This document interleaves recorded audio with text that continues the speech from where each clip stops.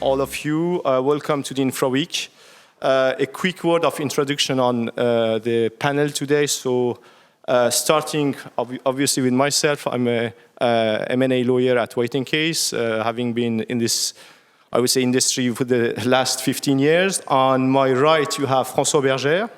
François is the general manager of the Institut de la Gestion Déléguée, a preeminent French think tank, also known as the French PPP Institute. François has been also the general counsel of the Long-Term Infrastructure Investor Association until September 2013, this year, basically. On my right side, we have Nick WOOLFITT. Nick, he's a banker. He's a head of infrastructure finance for Europe at National Australia Bank Limited. Nick's expertise in the financial strategies and infrastructure financing will provide a critical perspective on the economic aspects of developing and maintaining intelligent and sustainable infrastructure as far as debt is concerned. Next to Nick, we have Laurent FAYOLLAS. Laurent is the deputy head of infrastructure at Ardian. Ardian is the French preeminent private equity and infrastructure fund with, I would say, first-hand expertise and experience in infrastructure investment and management. Laurent will bring his wealth of knowledge, I would say, in the equity galaxy. So we have debt, we have equity, and last but not least, we have Michaël TRABBIA, who's the CEO of Orange Wholesale. Michaël will be with us to provide us his knowledge around all this industrial sector as the industrial, I would say, leg of our discussions. So without further ado, first question for François. François, we have in this session to discuss sustainability, digital, and new frontiers. So how you see, as an expert in the digital sector, technology as a mean for sustainability? Thank you, Alexis. Indeed, a very timely question. You just mentioned that before taking up my new responsibility as head of the Institut pour la Gestion Déléguée, I was previously in charge of the Long-Term Infrastructure Investor Association. As it happens, our association identified infratech and digital infrastructure as a critical theme, one that we selected this year for our sort of working theme to assemble and guide reflection among our members. So we came up with a report, and just allow me a second of advertising. So this report is on infratech, the new frontier of infrastructure investment. It is available on the LTIA website, and it draws on the collective wealth of expertise of the LTIA membership, and it's supported by a number of illustrative use cases. So what's the key message?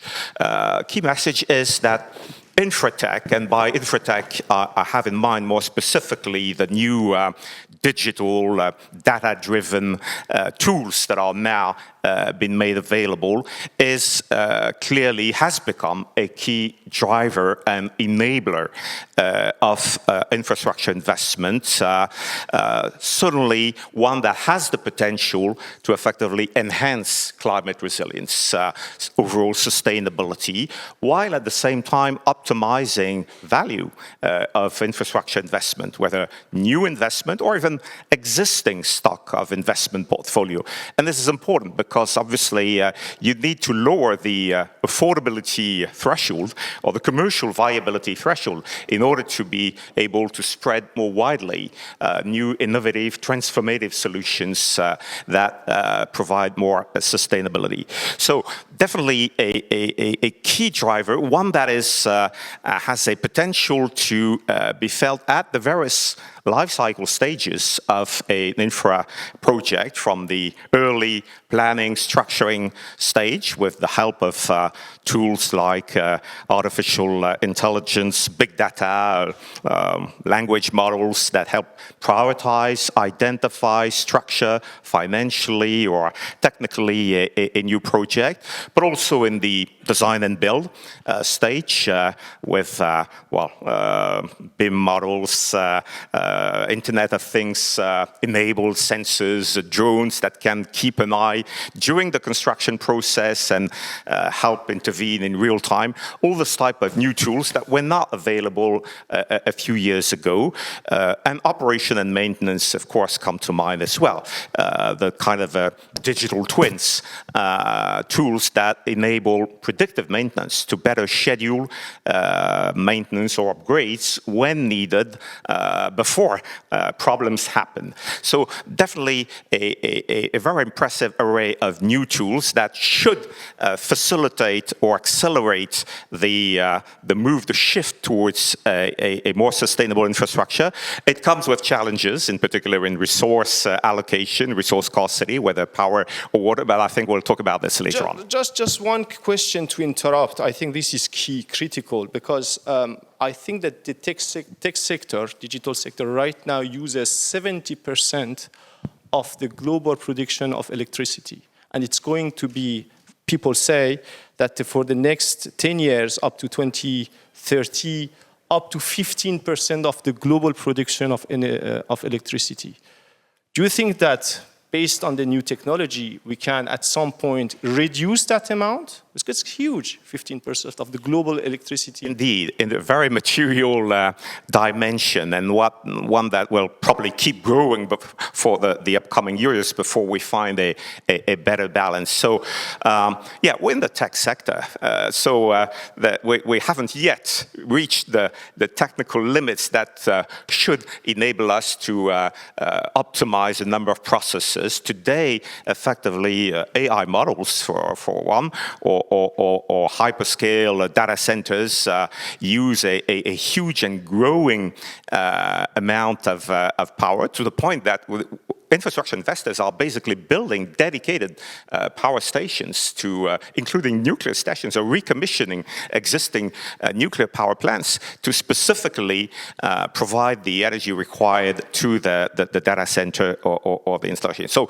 yeah, definitely a huge challenge, but I think all the past performance and history of infratech points to the room for further technical or organizational improvements. New large language models already are more effective than the previous editions dating back a few years. So let's be confident and optimistic that we'll find effectively a way, but this has to be effectively taken in consideration early on in the process. We're talking about power, that the same would be valid about water for cooling this type of equipment, which is generating a lot of heat. Maybe that heat can be valorized. I believe there was an example in an earlier panel about the kind of associated applications that can be put forward. So yeah, we need to continue progressing on that, but let's be optimistic we'll find a solution. We have to. Michaël, could you please, for everyone, introduce Orange and Orange Wholesale to the attendees? I think it's critical to have your point of view also as an industrial in this sector, after François. Yes, thank you. Probably a lot of you know Orange, so we are global telco, mainly in Europe, France, obviously, and Africa and Middle East. And basically for us, connectivity is what we do. I mean, without exaggerating too much, I like to say that digital has become as essential as the air we breathe, because we use it all the time for being a consumer, being a business, or government. Digital is really everywhere. And to bring digital to everyone, we need infrastructures, and that's a lot of investment. That's big capex for us. At Orange level, we have 22 billion euro of net book value with infrastructure. So this is really a lot. We invest every year around 2.7 billion euro in infrastructure only. So that's fiber, that's towers, that's ducts and poles, that's subsea cables. That's really those infrastructure that we need to do. And at Orange Wholesale, what we do is basically we aggregate the internal demand, meaning the infrastructure we deploy for our customer, businesses, consumers, with the wholesale demand. So we aggregate third-party demand, other telcos, but also hyperscalers, for instance, big content generators that need to access to our audience or that need fiber to connect their data center, for instance. And that's with this mutualization, by aggregating those demands, that we manage to be very efficient, both from an economic and from also a social responsibility perspective. I think I have another question for you, as you have been head of innovation at Orange for a long period as well. So how innovation, and it goes also to technology, could be enhanced and could enhance the sustainability of our business? Well, we talk a lot about sustainability, and I think it's good because obviously, and you know, we look also at the impact of the climate change on our networks. For instance, we all have seen the Valence event this weekend, and we have our towers, for instance, in Spain, that has been affected by this event, and we need to anticipate more and more. So this is a reality. This is a reality for us, meaning that we are very committed also to decarbonize our infrastructure. But clearly, we also have to have in mind that at the end of the day, carbon is something we need to allocate. We use carbon for every activity, basically. So the question is not for me, how can we reduce the carbon footprint of the digital? I think, yes, we do need to optimize, and we have a lot of initiative, but is it useful to have a digital tool for this service? For instance, is it useful to promote work from home? Is it useful to promote Teams? Is it useful to promote second-hand platform to exchange goods? Is it useful to have all these kind of services? And then you can decide whether it's better to allocate your carbon on digital or on other parts. But then, obviously, we need to be very efficient in the way we develop our infrastructure and our networks.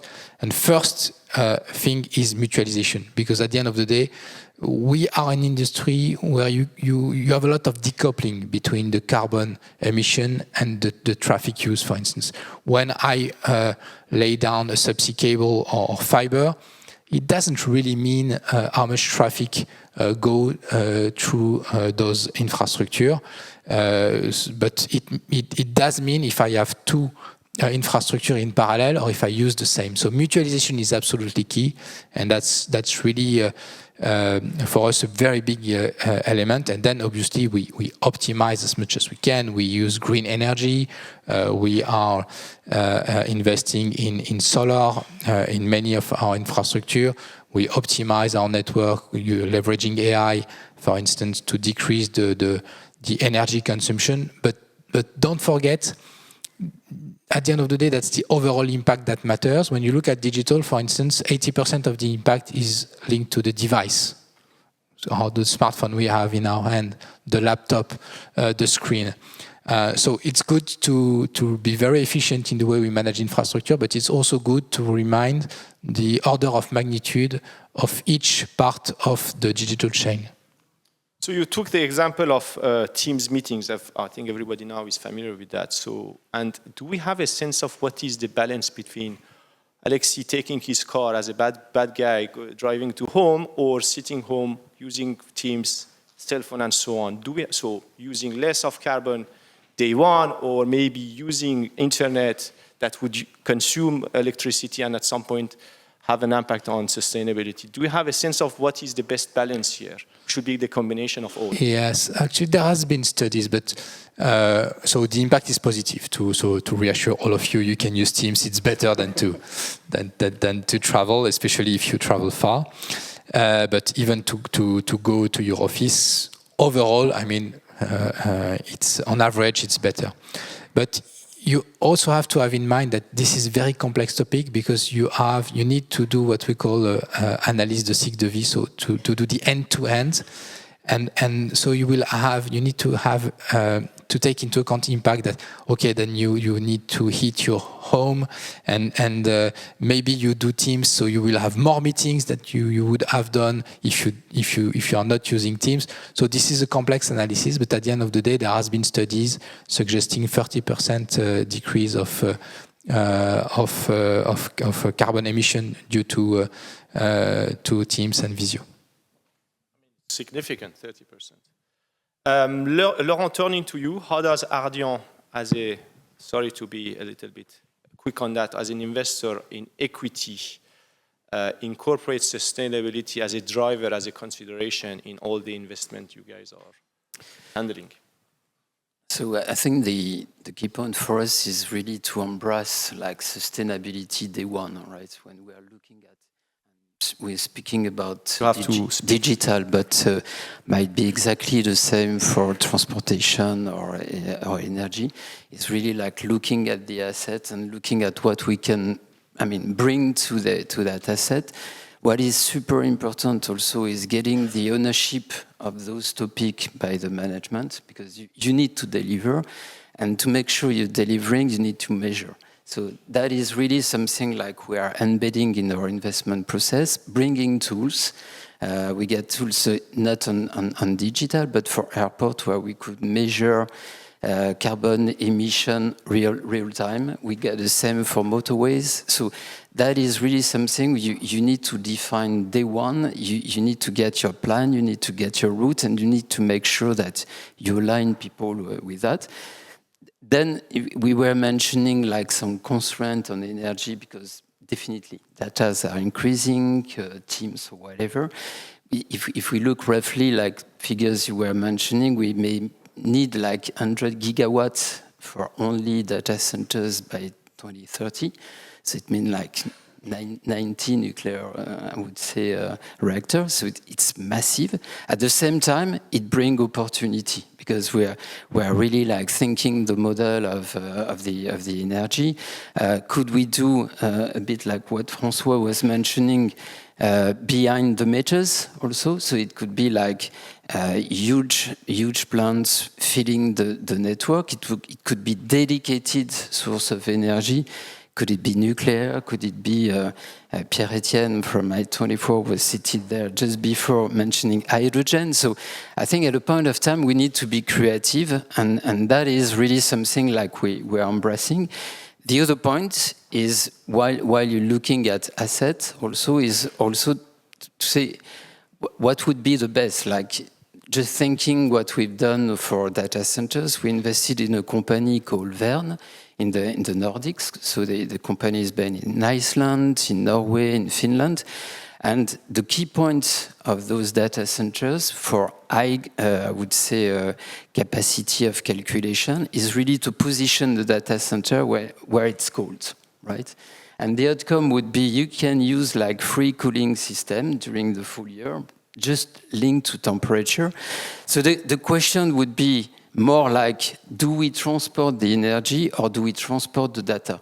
And we believe that for high computation, like crash tests for cars, like AI to prepare some requests, for example, much cleverer to position the huge data center in the Nordics. Roughly, the economy, the saving is roughly 30% for the energy. It would mean like thinking the type of data, the type of requests you'd like to tap, because if you need like latency, it may be not the right solution. If you need like high calculation, that's a solution, right? So that is really something we're looking at carefully, saying like, how can we fit? How can we grow? You know, the point is still the demand is with us, so we need to feed the demand. And for that company, we entered the company with 28 megawatts on data center. We expect by 5 to 6 years to be close to 120. Everything is positioned, everything is using the same type of, I would say, optimized data center for energy. positioning also the type of client, so AI for sure, but car manufacturer, for example. So that is also something you need to define at a very early stage. You mentioned you have to fit day one and also through the investment. So what that means in terms of decision making when you are considering an investment, day one and through the process. It means that the cost of capex would at some point deteriorate your IRR, but at the end of the day, it's going to have the same, I would say, expectation as for growth. Or overall, you think that the sustainability constraints and the cost of it would at some point decrease expectation of an investor in terms of return or IRR? It's a blunt question, but I think it's critical to have your view on that. I think the main point for me, I mean, and over the life of the investment, for sure, you'll find other ways of improving your investment. Just like the topic is so critical that you need to make sure you are aligning people. It could be like operating partners, it could be management, it could be your team, and that you get a vision on where you want to go, right? So that's where I think don't waste time, right? Because it would be critical to say if you want to develop, solar panel, if you want to optimize maybe some processes, if you want to use AI to optimize the network, all this, you will need to bring those ideas at the very beginning. And you will change, right? Because it's always the same, like it's real world, and maybe some topics won't move as quick as you were expected. Maybe others and maybe clients will bring some other ideas. Maybe you'll cross-fertilize with other, I would say, sectors. What we can bring also with AI, we got some data scientists also in our team. They are all like connecting data, trying to find ways of improving. Could be operation, could be maintenance, could be, the answer to clients. So all those new products also are feeding the way you're moving forward. Thank you, Laurent. Nick, as a provider of debt financing, major one with many investments also in France, how you see sustainability and the target to achieve sustainability as an advantage, as a risk at the bank? Yeah, thanks, Alexis. Maybe to just start, I know National Australia Bank's familiar to many, but maybe not to everyone. We're an Australian bank. We've been present in Europe for 160 years, in Paris for the last 3, operating out of our offices in London and in Paris. Very much our strategy in Europe is focused around infrastructure, energy, utility, finance, and parts of the ecosystem, so fund finance, debt capital markets, loan distribution, sustainability. I think maybe a couple of observations. We've just heard from Laurent. As a lender, we're fundamentally actually very similar to equity in a lot of ways, with a couple of key differences. So the first is that our upside's capped. The best that we can hope for is our loans repaid and we get our margin. The second is that as a bank, we have a social license. There is that sort of deep desire from our own regulators, and there's actually many of them around the world, that we do good for the communities that we operate in. So sort of taking those two observations in a few different strands and actually picking up on something that all of the panellists have mentioned earlier. At the moment, we're at this extraordinary convergence of all parts of the infrastructure world, that energy, digital, transport are all coming together. Fundamentally, every asset, I think, is a digital infrastructure asset. If you own an infrastructure asset and you don't think it's a digital infrastructure asset, you've probably got a bit of a problem, because it is a digital infrastructure asset. So the second observation I was going to make, and this goes around what we've observed over the last period around the rise of data, the current sort of huge investments into data centres and the data ecosystem. You look at the market cap of NVIDIA and it's just scary, is that as a lender, we look at the negatives. Things are not going to go in a straight line up. They will go up, but it won't be a straight line. I started in banking in 2002. What do you give the new guy? Your problem assets, which were submarine fibre optic cables that went between Australia, New Zealand, Fiji and the US. Major off-takers were WorldCom and Global Crossing, both in Chapter 11. So, and you look back 3 or 4 years, the bubble was around edutech at home. Are we going to have school education happening digitally? That's sort of gone away a bit. There was a bubble around crypto. So we will be moving in a trajectory that leads to continuing use, continuing utilisation of data, but it's not going to be a straight line. It'll be up and down. Gen AI will be a positive for society, but it's not going to be that. There'll be bumps along the way. The second thing I wanted to really bring out is we in talking about sustainability, we rightly talk a lot about the E part of ESG. As a lender, the S is also important.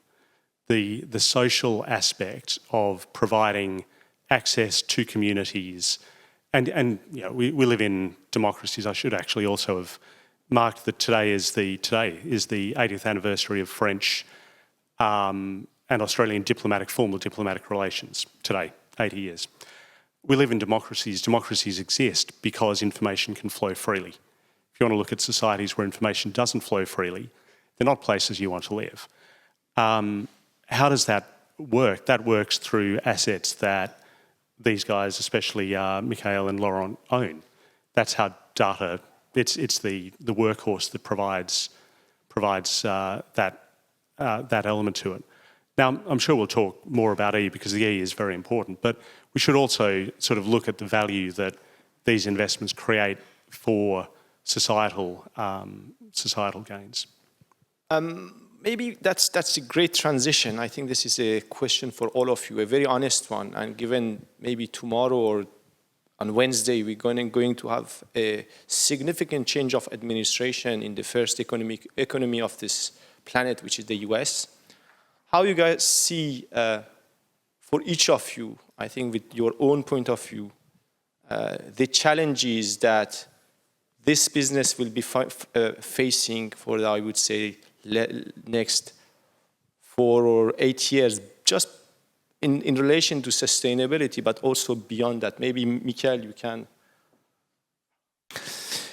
Yeah, maybe, I mean, the challenge we have, I mean, we have 3 big challenges. One is traffic growth.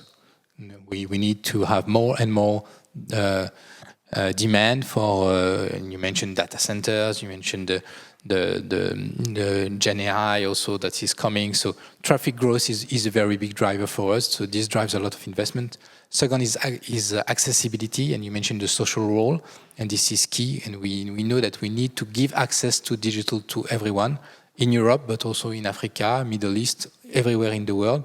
Because at the end of the day, if you don't have access to digital, you are out of the economy for main parts.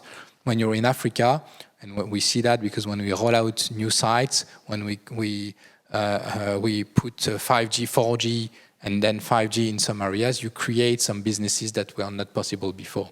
You create access to education. So that's really something that is a game changer. That's the second big driver. And the third one is resilience, because as we cannot afford digital to be missing for even 1 hour. Then you have the airport that is not working. You have your data center in which you have invested and which is providing services for the whole economy that is not working.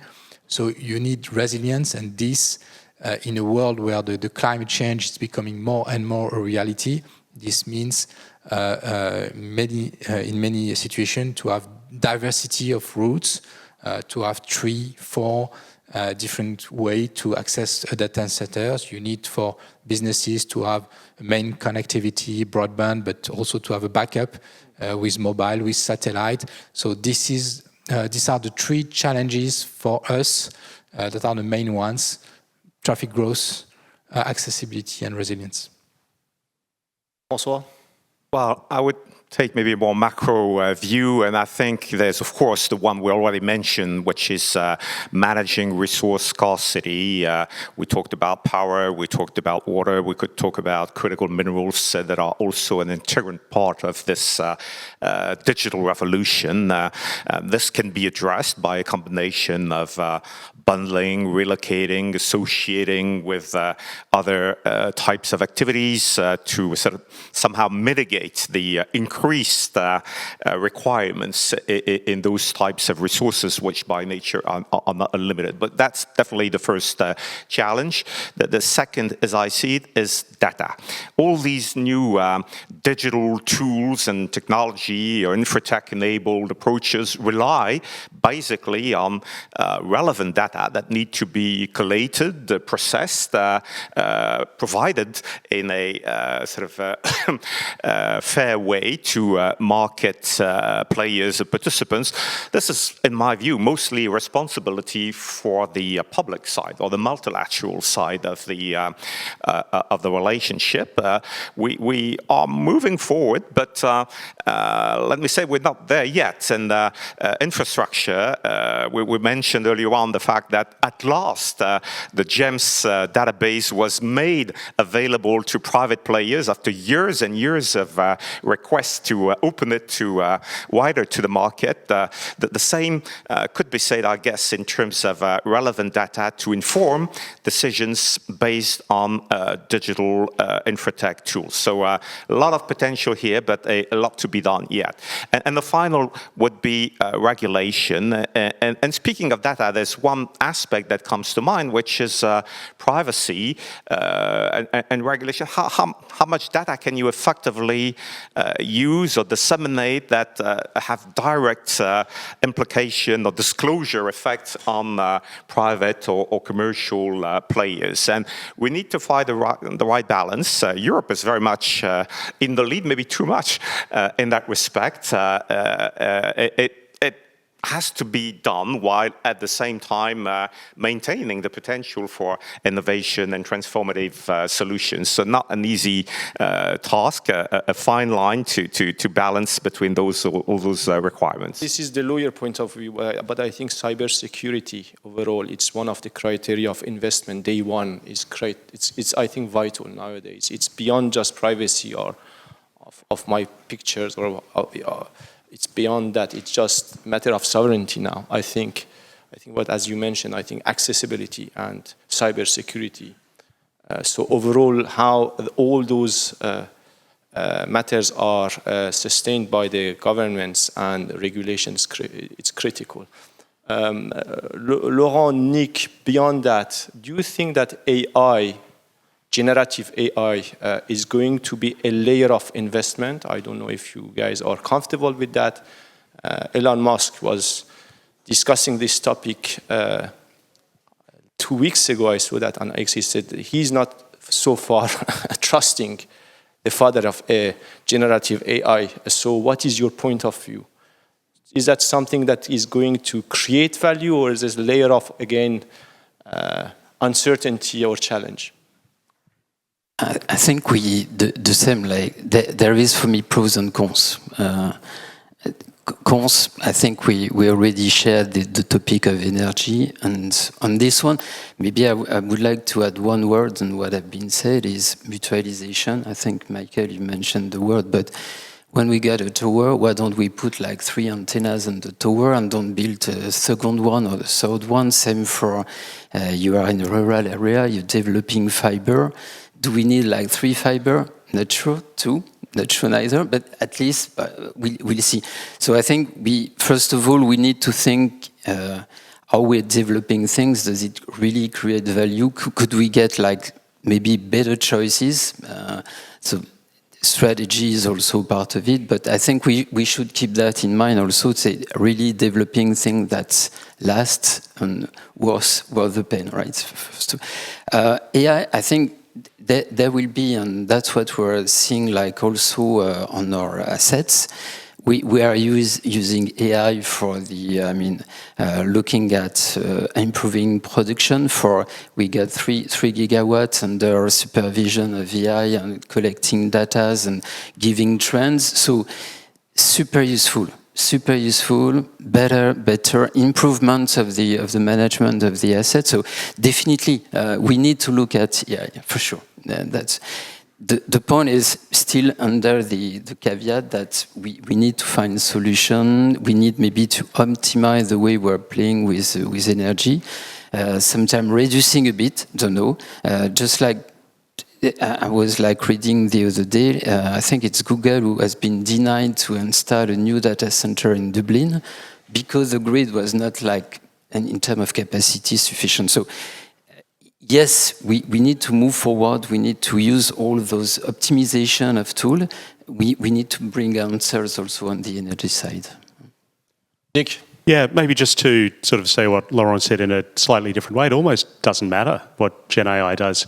There's a lot of investment needed in the electron, the wire, the battery, the grid, the data centers, the cables. All of these are really expensive things. The fact that Gen AI is out there means that Microsoft, Meta, etc., have a load of money to put into it. The challenge is the capital to decarbonise society. Fundamentally, decarbonisation is replacing machines. It's replacing a machine that runs on this with a machine that runs on that. That costs money. I think the stat this morning was 1.5 million EVs in France. That's less than 5% of the way. That's going to cost money. The EV network is going to cost money to replace that, and that's cars. That's before we get onto boats, onto planes, onto rails a bit more advanced. It's a competition for capital. The capital demands around decarbonisation, digitisation, the convergence of them, demographic infrastructure as well is huge. Gen AI, it doesn't matter. It'll help. Ultimately, it'll help, but probably not. I'm a banker. I've got to be conservative on this. Probably not as soon as we want. I prefer those kind of words, optimistic one, to the chapter 11 that you mentioned, but I think you're right. Needs of capital is going to be everywhere in this sector. I think that's a great word of conclusion. Thanks all. Sorry to have reduced your speech by 15 minutes, but I think we could cover all the topics you would like to highlight. Thanks again for your very wise words. Thanks all. Thank you. Thank you.